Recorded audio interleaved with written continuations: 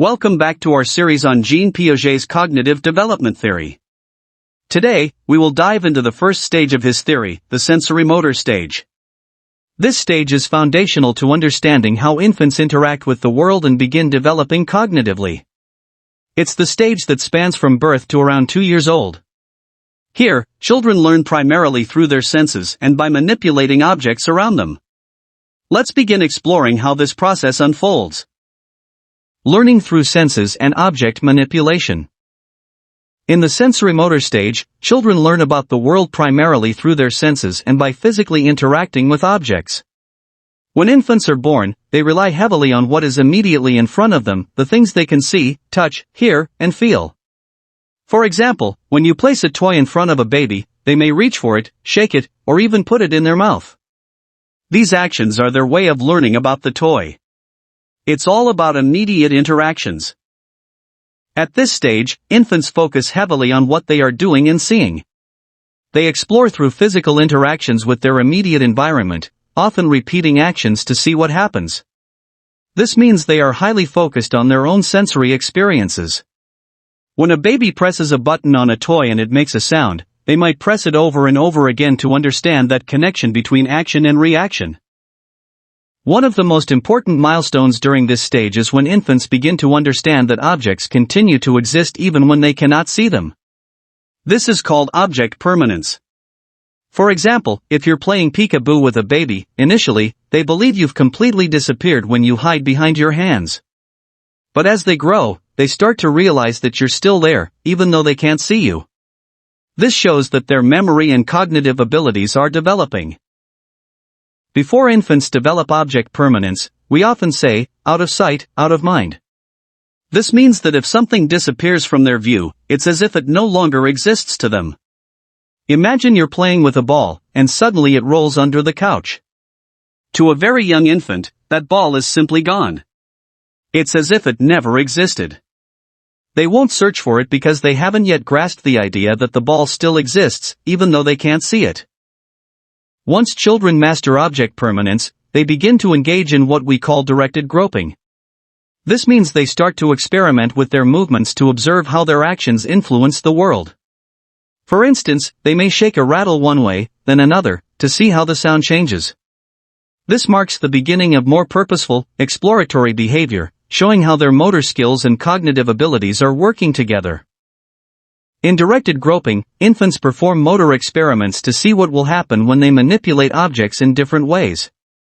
A child might drop an object from different heights to observe how it falls or throw a toy repeatedly to see your reaction. These experiments are key to their understanding of cause and effect, allowing them to learn how their actions shape their environment.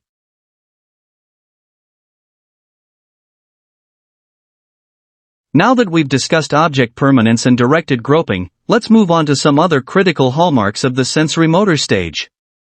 These are key behaviors or achievements that signify a child's cognitive growth. Over the next few slides, we will break them down to help you visualize and understand these milestones better.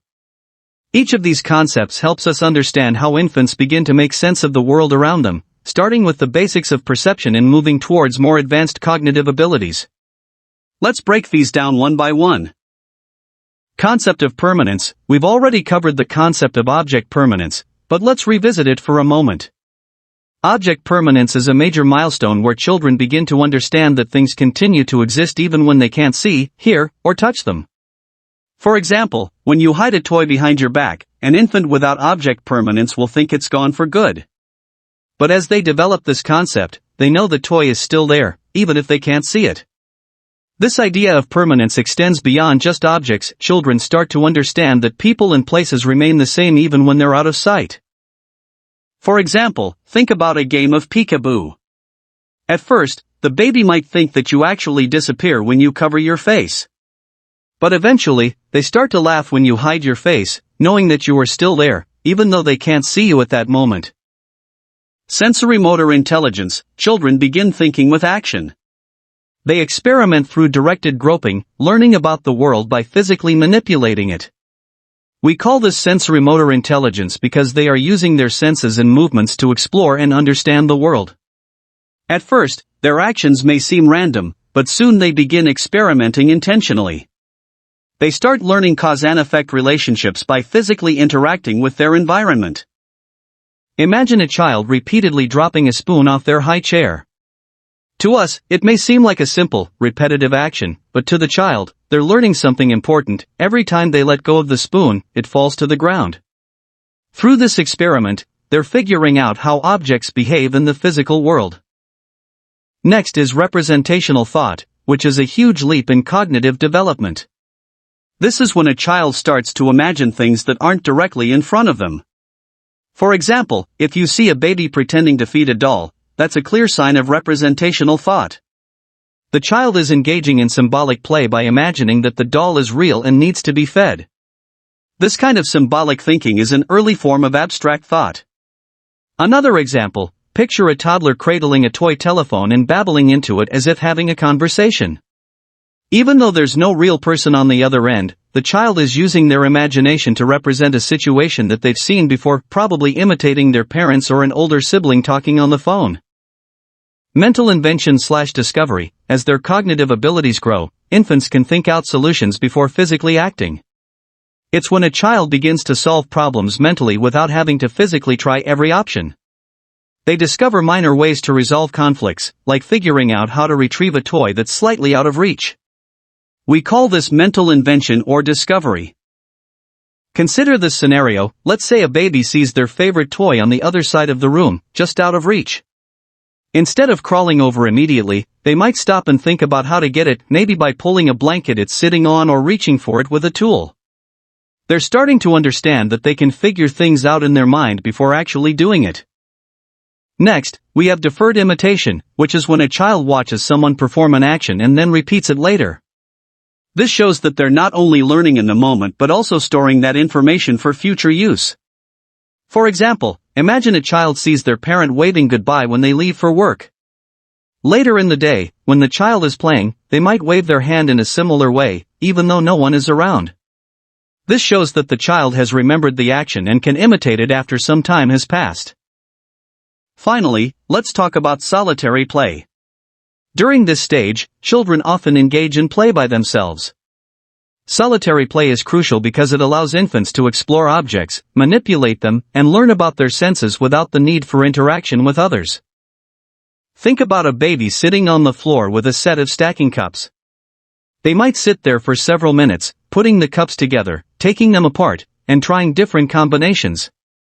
They're fully immersed in their exploration of how these objects work, and they don't need anyone else to join in.